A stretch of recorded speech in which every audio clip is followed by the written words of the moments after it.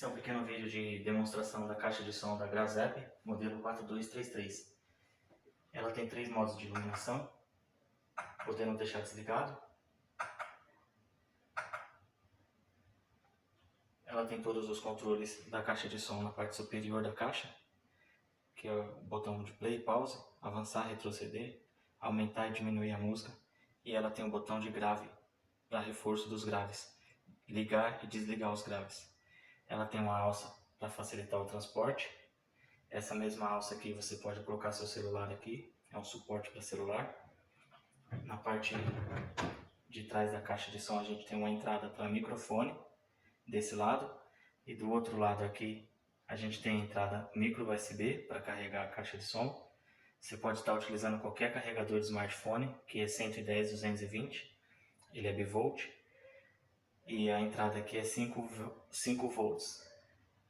Aqui tem um pendrive, entrada para pendrive, cartão SD.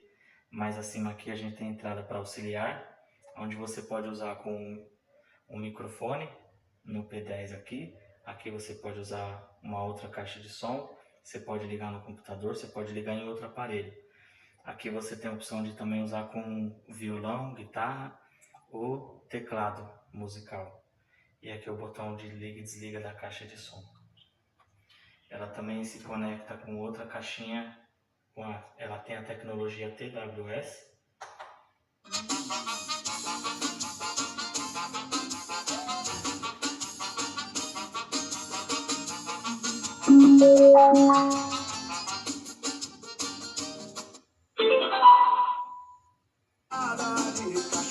Quando liga o paredão, ela fica assinada.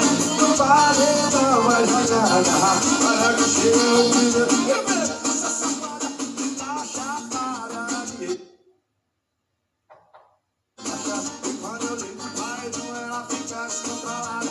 No paredão vai jogar a garrafa. Vou chegar pertinho dela, vou mandar dar uma sentada. Vou olhar a garrafa dessa safada.